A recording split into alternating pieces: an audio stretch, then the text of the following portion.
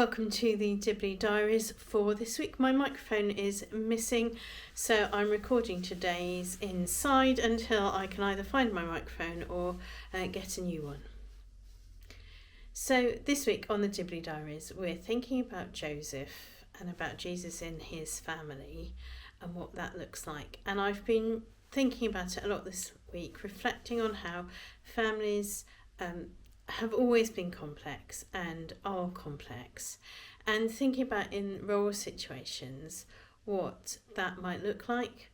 I think I've told you before, but one of the villages where I worked, we had someone who was left on someone's doorstep.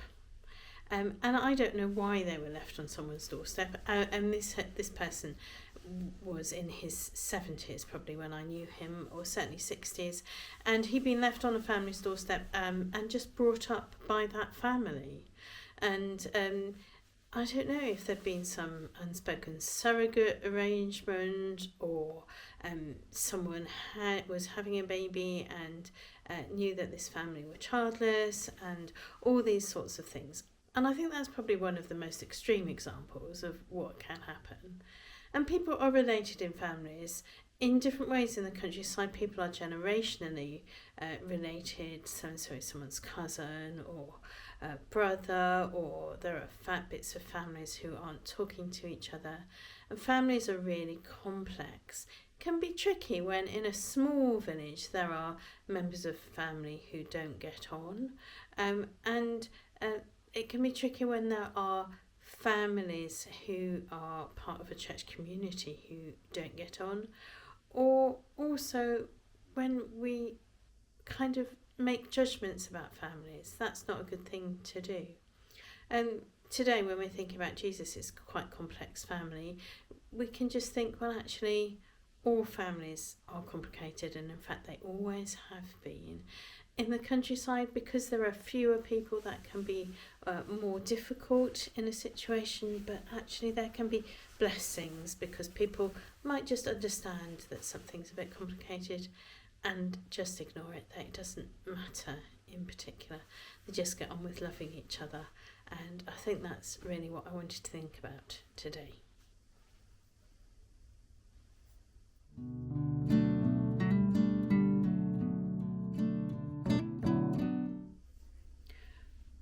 Thought for the week this week is about Joseph. It's about our Bible reading set for today.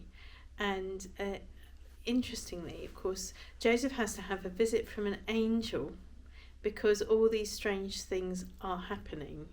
And the angel says to him, it's okay, this child really is the Son of God. And you should marry Mary and it's going to be okay. Well, kind of, it's going to be okay, but you should do it. This is God's will. So Joseph doesn't break off the marriage to Mary. He keeps on with it. And that's a really brave thing. And I just wanted to think about Joseph today, because Joseph does this thing where he looks after Mary and Jesus. He's the head of their household.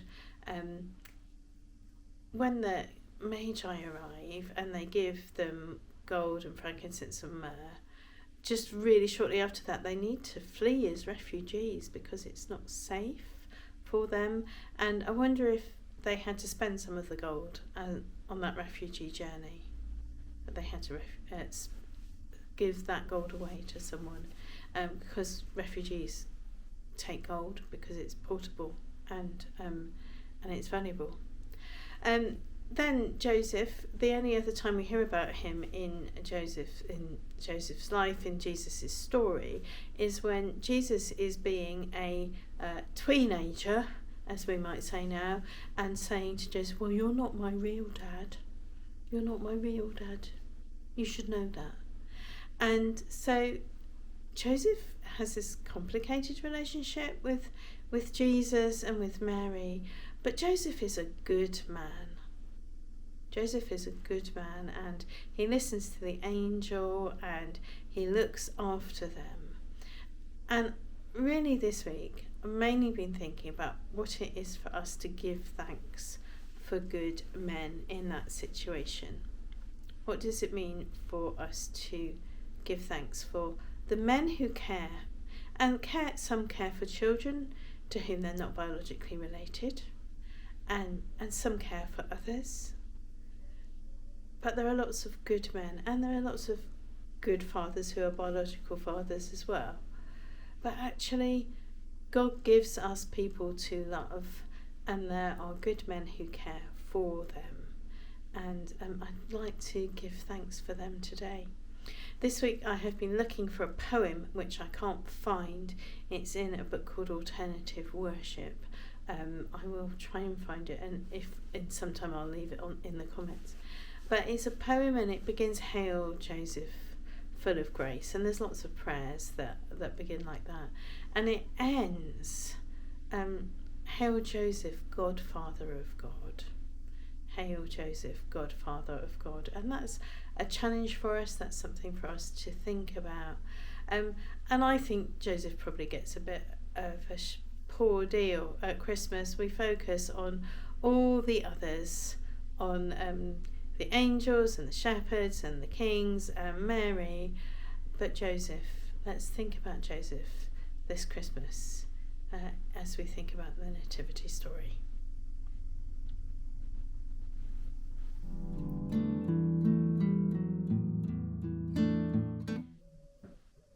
The Dibley moment of the week is something which is kind of a poignant moment.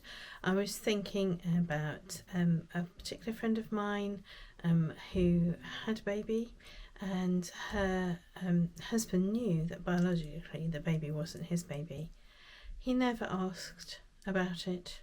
He never said anything. He just cared for this baby because he knew that it was part of their family. And so whilst she, when the baby was quite a lot older, was quite upset one time, like, how does he think? How does he not know? He's never asked me about it.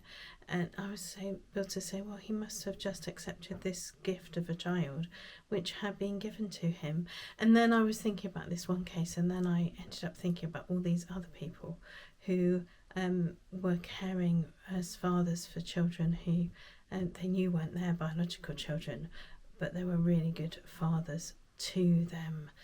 So yes, I thought that was a poignant Dibley moment to think about at the end of thinking about Joseph. So that's it for the Dibley Diaries for this week. I pray that you and your village, however large or small, have a really blessed week where you can all care for each other.